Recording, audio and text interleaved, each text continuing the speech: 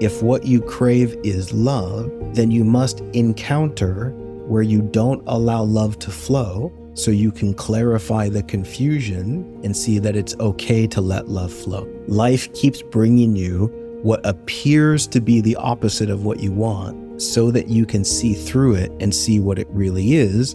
And when you see what it really is, you see that it's exactly what you want. This life is so brilliantly designed to uncover the most miraculous and infinite nature of love.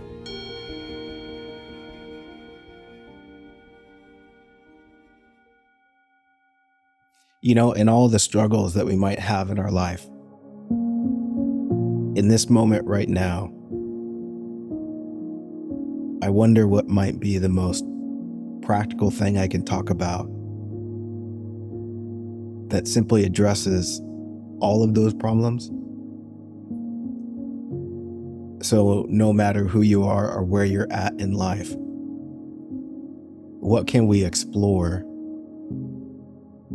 that might introduce a gentleness that allows you to come back to this moment and recognize that all is well? And what comes up for me in asking that question is to examine the nature of our determination to take things personally. Because if I explore any emotional disturbance that might be showing itself,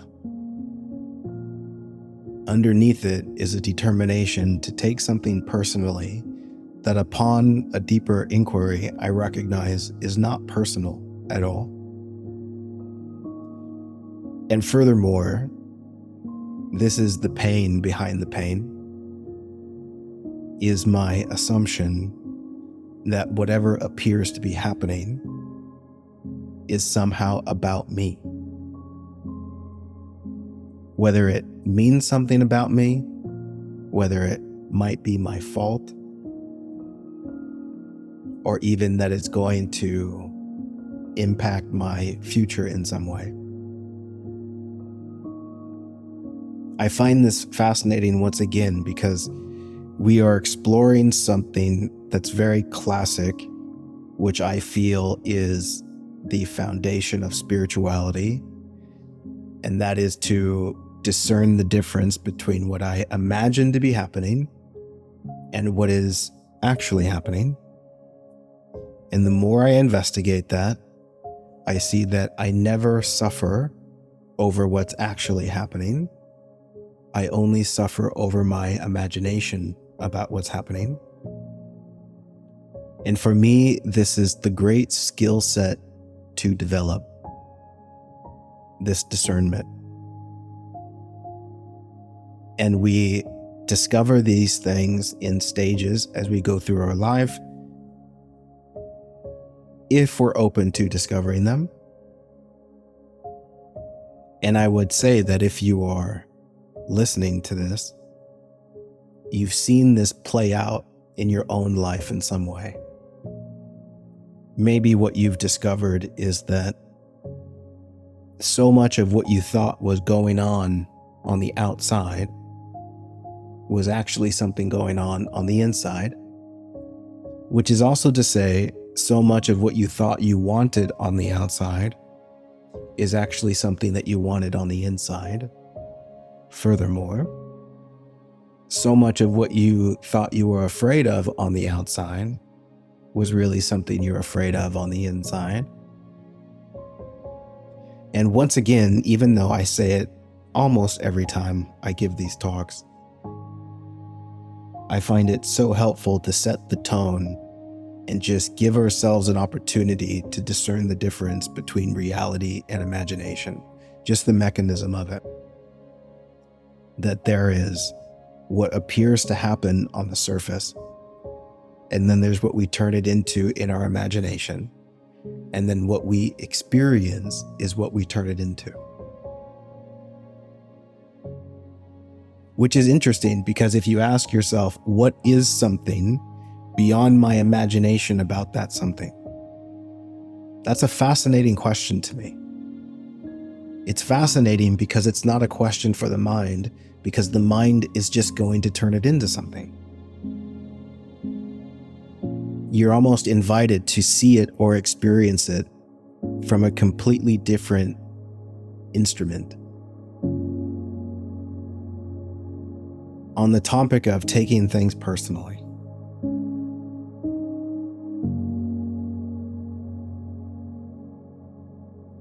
as I say, we will see this to the degree that we can see this. And depending on the degree that you can see this, you might adamantly reject a lot of the things I'm going to say. And that's fine. And to illustrate that, what I mean is maybe somebody might say, oh yeah, I can see how some of the things I take personally are not personal, but there are definitely some things that are personal. And what I'm effectively going to say is that nothing is personal. And understandably, that might be difficult to see to the point of adamant disagreement, and that's fine. But I just invite an openness to the possibility that everything you take personally isn't really about you. However, you are allowed to make it about you. And so in no way am I saying that you shouldn't take things personally. You are allowed to. That is your freedom. But the deeper question I want to ask is, how's it going?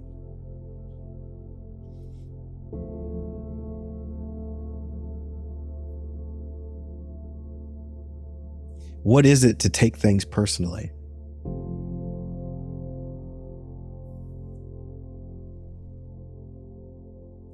Well, maybe in a simple and direct way, we could say to take something personally is to encounter an experience and create some flavor of meaning that says this is about me, or this means something about me.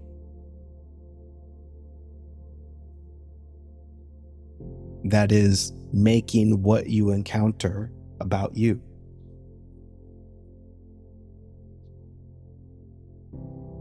Now, the direct question I have to ask here is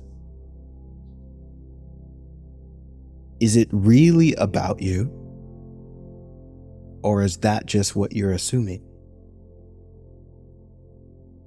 Is it really about you, or is that just the story being told? Now, what do I mean by really? I mean, outside of your projection, does it really exist that this means what you say it means?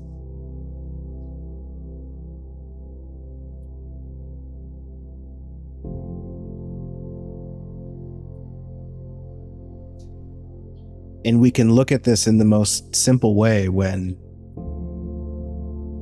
somebody doesn't reply to your text message and a week goes by and you get emotionally bothered and you think, wow, they are so rude. Do you see how there's a form of taking it personally that they didn't reply to your text message? And you think it means something about you.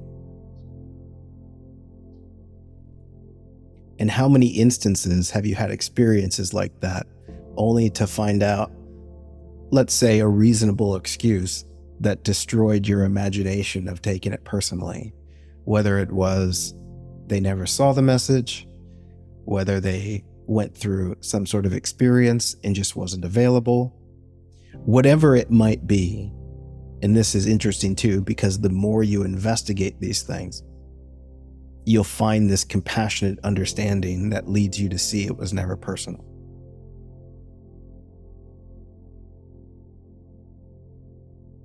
even when somebody says, I hate you, we can say, oh yeah, that's definitely personal.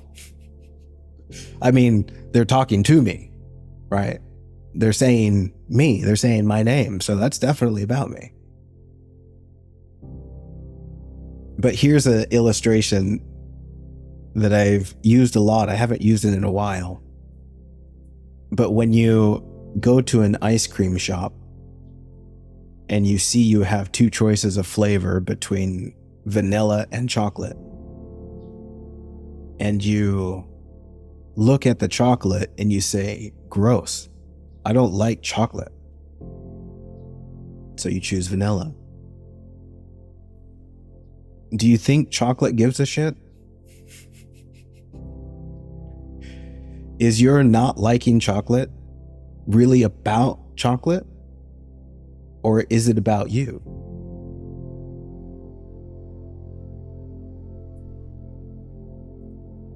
Is chocolate to get its feelings hurt and think, oh wow, I should be more like vanilla, and then this person might like me? Do you see the liking or not liking vanilla or chocolate is simply to like or not like your experience? You're not liking your experience.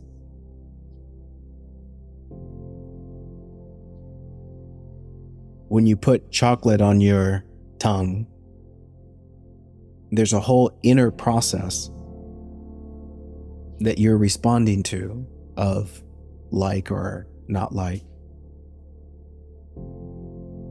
that is really independent of the chocolate itself. Like if you were to tell chocolate you're gross, you're just telling chocolate your experience. Your judgment doesn't really touch the nature of what chocolate is. In the same way, you could look out a window and see a crooked tree and say, oh, that tree is ugly. Is that personal about the tree? Or are you just sharing what you see?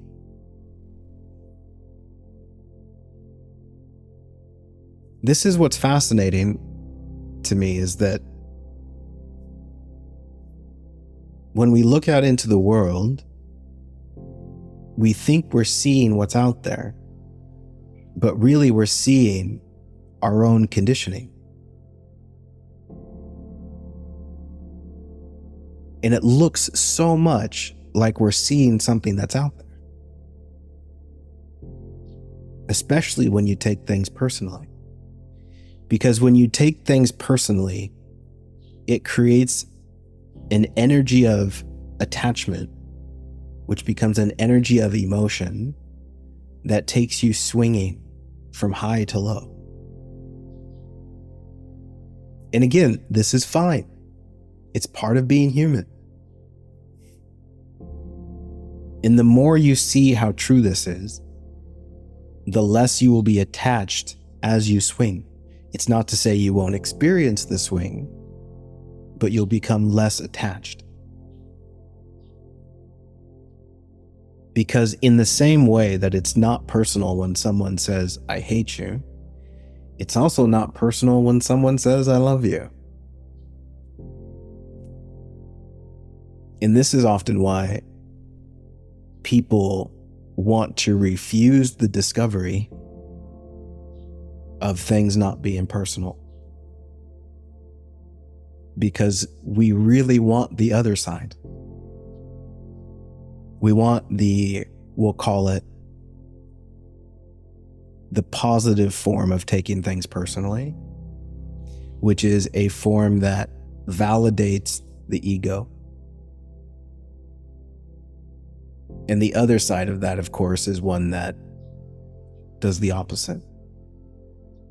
Which is interesting, because as you go through your life and you encounter people or circumstances that seem to threaten your ego, you will experience the negative emotional response, which tends to withhold love from that person or that experience. And as I've explored, almost as a foundation of what I talk about, is this quest of the ego to find validation. And the invitation, of course, is to wake up from that ego and see that it's not really what you are, and that its quest to be validated, which is also the quest to take things personally, is an impossible game being played and can never be sustained, which is why you have to constantly engage its battle, seeking validation and avoiding the opposite.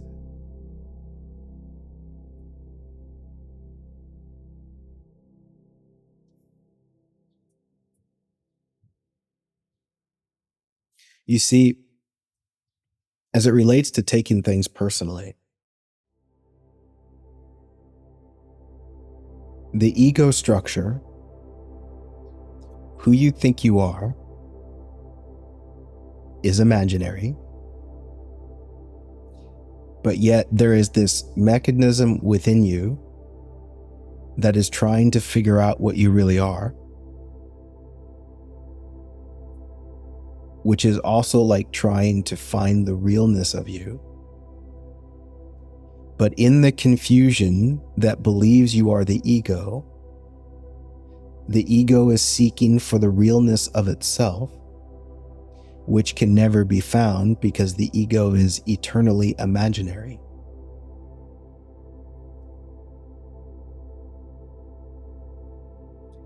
In other words, the ego is constantly seeking to validate its identity, which is a quest to become real.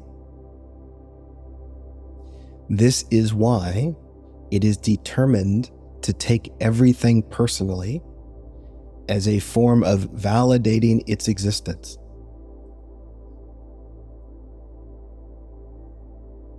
It's determined to do so.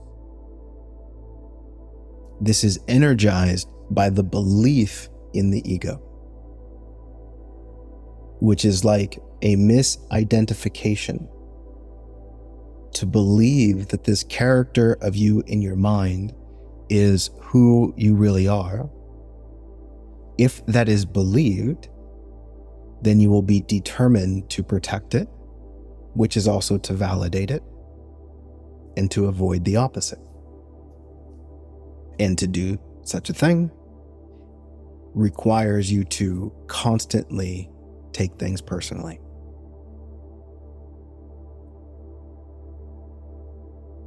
And I invite you to recognize the potential freedom that exists behind all of this adorable insanity. If you can recognize in your direct experience and really see this with a depth of self-honesty, just how much you take things personally, not as a way to judge yourself, but to just see the mechanism. Look at how much energy that takes. Look at how much that fuels emotional disturbance, which is also to fuel an energy of fear. Look at how much space that occupies in your life. Now imagine that wasn't there.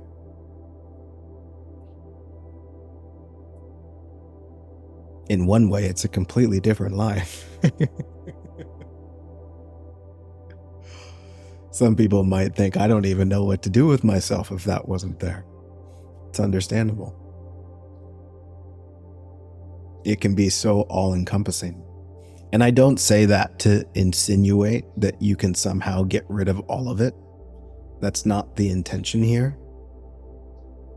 The intention is to see it for what it is and invite a little bit more of a playful gentleness that doesn't take it personally, that you take things personally.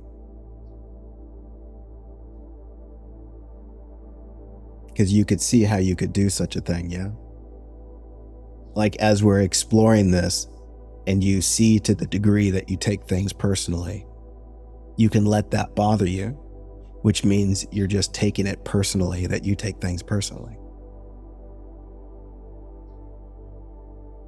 I'm inviting a perspective that can see these things without any judgment and be more curious and fascinated by them rather than seeing them as somehow in your way. And I'm inviting you to see that this isn't in the way at all. This is just an innocent misunderstanding. And your spiritual journey is to slowly but surely bring a sense of clarity to the misunderstanding that relieves a little bit of the pressure you experience. And over time, sure, there can be a greater and greater release of this tendency to take things so personally.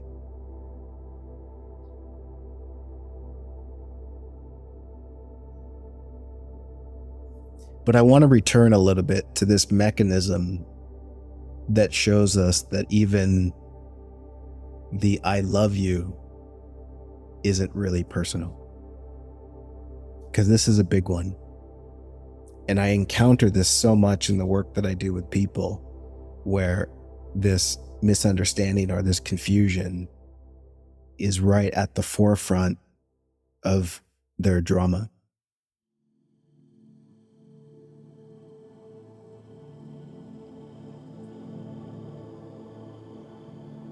I love the phrase, I love you, but it's not personal. And it's interesting all the different ways we can respond to that. But what I recognize in my own experience, there's a very beautiful play of being human where there are other humans, where we get to experience this aspect or quality of love that seems to be about another person. It's beautiful. We all crave this experience of love in some form or another. The disaster that arises is if I'm dancing with you in a human play and I experience what we'll call a love for you, and it's a love that I love so much, it is a reflection of what my soul craves. If I think that love is about you, meaning you're the one that gives it to me, this thing that I crave so much, I now become terrified of losing you. And what happens in a relationship dynamic when you are terrified of losing someone? Does that support a healthy relationship? No. We get things like possessiveness, jealousy, control, and many other flavors of violence from minor to extreme. And it's all based on an innocent misunderstanding about the nature of self and love, what it really is. And of course, we get these reflections of chaos as an invitation to look inward and question what's really going on, so that we can see it more clearly. And it's so awesome to reflect on my relationship life over this journey I've been on. And it's just so obvious, whether it's for me or watching another, that the thing that creates the drama and conflict is predicated on this misunderstanding. That the love I'm experiencing, which is precious and sacred, what my soul craves, is somehow in the hands of another.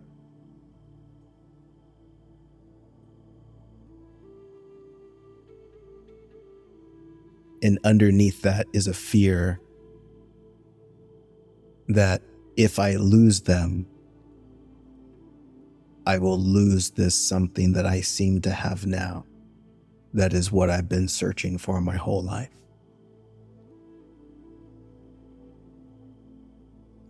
And, comically,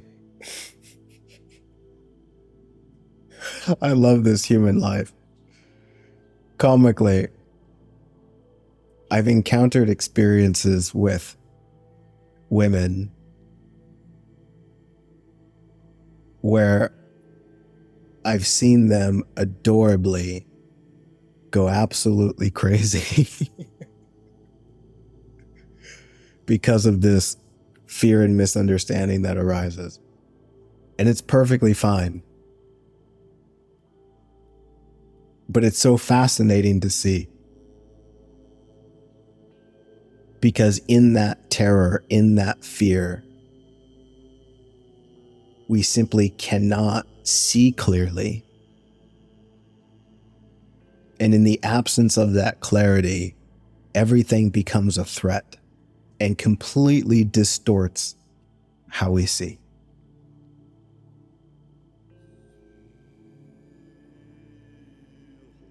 And it's wild. I mean, because of course this happens, on the opposite side with men. And it's just as obvious what's going on under the surface when a man gets crazy. And it's fascinating that this all revolves around the quality of love and the fear of love's loss. It's fascinating. It tells me this whole human thing is about love. Everything you're afraid of in some way is the fear of love's loss, and everything that you crave is to connect with some flavor of love. Without the quality of love, this whole human experiment is pointless. Think about that. If it wasn't for this quality of love and its many flavors, life would be colorless. And it's these qualities of love, whether connected to or feared, that gives rise to all of your emotional flavors. It gives rise to the richness of your experience. And again, equally fascinating is our apparent separation from this love, or the assumption it could be lost, broken, or destroyed, is an innocent misunderstanding about the nature of self and reality, which also shows me the more I see reality clearly, there's an infinite supply of love. Meaning there's no fear of love's absence.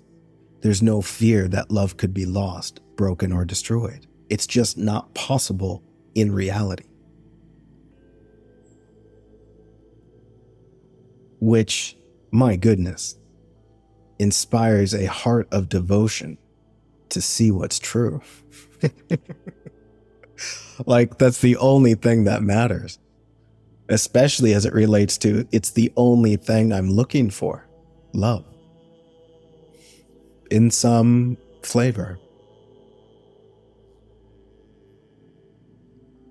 And the only reason it's not experienced is because I'm not seeing the truth that it's here. And this element of taking things personally, I wonder if you can see how much that gets in the way, in a way that pushes love away.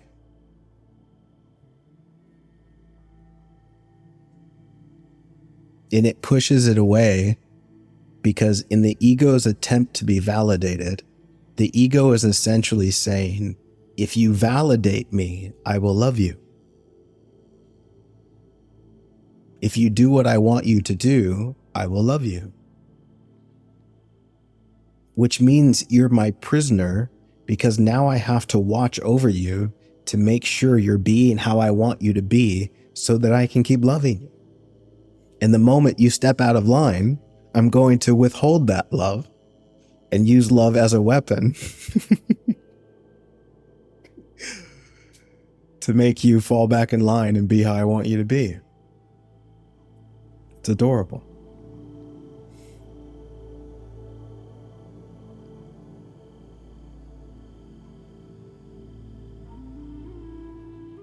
And this is where the ego misunderstands what love really is.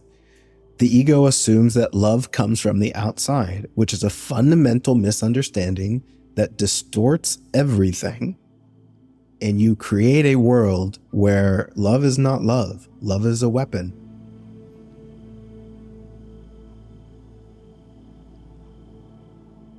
You see, I don't love everything for everything.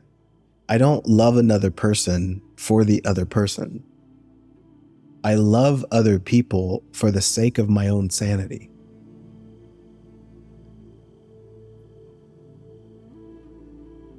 And in seeing this clearly, I recognize that if there is ever an absence of love in how I see someone, it's never because of the someone. I'm encountering a conditioned judgment that assumes I am seeing a reason for withholding love, which means I don't allow myself to experience love. You see, love is felt when love is shared, when love is given, when love is allowed to flow from within what you are. And the confusion is the assumption that love is experienced from the outside, that love is given to you from something that you're separate from, which assumes that love is not in you, it's outside of you, which creates a whole host of problems, by the way, because now you have to be what you think the outside wants you to be in order to get its love, which is also like being what the world wants you to be so that you get the world's approval. But as you're doing that, the whole time you're just rejecting yourself. You're saying, I won't be who I am. I'll be who others want me to be so that I can get their love. And you'll find that it never satisfies, especially because as you're playing that game, you're denying love to what you are. You're saying, dear self, you cannot be yourself. You have to be what they want you to be. And this is what we're taught. This is our conditioning. How many times when you were growing up did you hear the phrase in some way or another, I will love you if? And likewise, when you didn't show up how others wanted you to show up, they withheld love in some way, teaching you that you need to be how someone else wants you to be in order to get their love. And again, this is just part of the process. I'm not saying that this shouldn't be or anything's wrong with it. It's part of the journey. It's part of the landscape that allows for the discovery of these things that I'm pointing to. In such a way, you are born into a world of confusion so you can find clarity. So it's perfectly placed. It's almost like saying you are born into forgetfulness so that you can experience the joy and beauty of remembrance. The forgetfulness is not misplaced. It's part of it.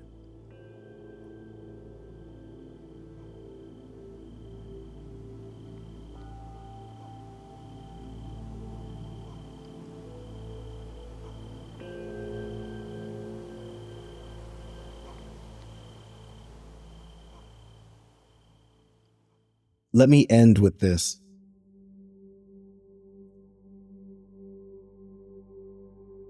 And I wonder to what degree you can see that this is profoundly true. And I'm using silly words here to describe something, to point to something beyond the words.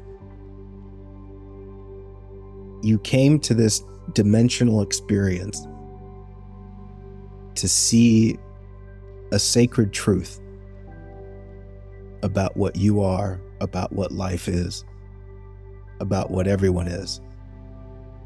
And it's all the same truth.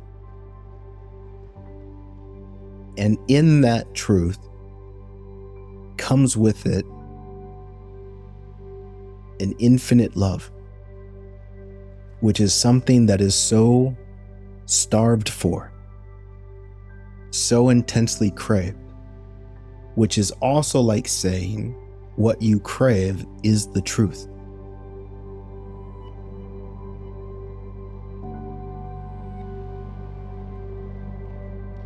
It's the purpose to one being here.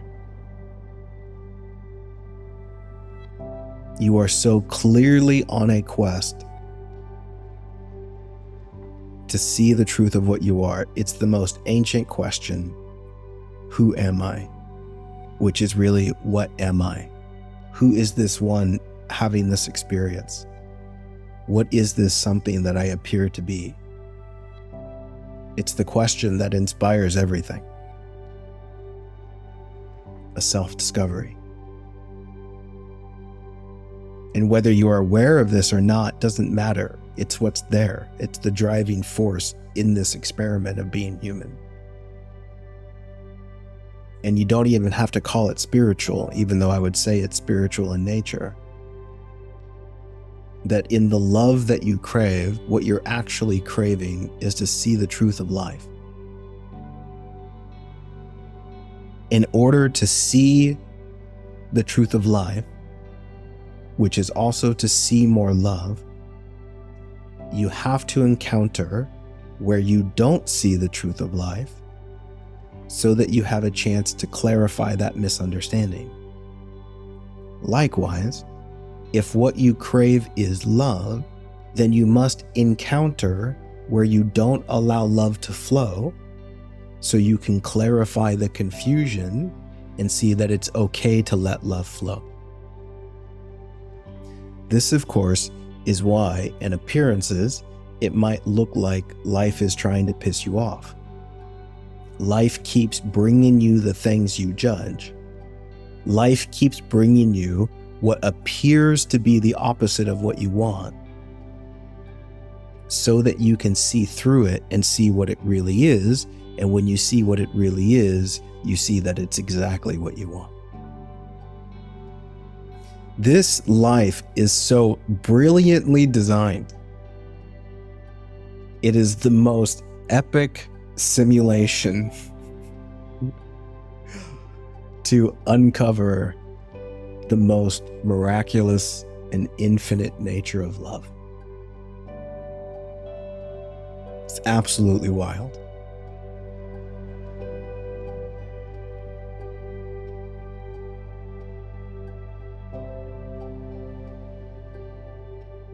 And to see these things a little bit more clearly, you can't help but discover a gratitude. Or let's say you can't help but have a gratitude expand, even if just a little bit. And likewise, if there's no gratitude, you can see how we are just not seeing things clearly. And that's awesome. That's what I love about my job is I get to talk with people about their experience and help them see things more clearly. And as they do, I get to watch love bloom from behind their eyes. Like, oh my God, I never thought about it like that before. I never saw that. Yeah, I know. And then as we start connecting the dots and seeing what things really are, all of that just points to more love. And it's a love that you get to share with the world. A love you get to share with the people close to you, the people you care about, which again is why this is so important. Because if you look at the relationships in your life, I wonder if there's a depth of self-honesty there that can recognize that any lack of love you're experiencing is self-created, rather than the knee-jerk reaction that wants to believe it's because of the other person. Like, it simply doesn't matter where the other person is, what they have done. There's nothing about that that should determine a lack of love felt within what you are. It doesn't mean you have to associate with these people. It doesn't mean you have to be friends with them. But it does mean that there's an opportunity for you to see that person and feel a depth of love from within you for the sake of your own sanity. And not give them power in a way that says they have the power to make you feel something less than love. They don't have that power.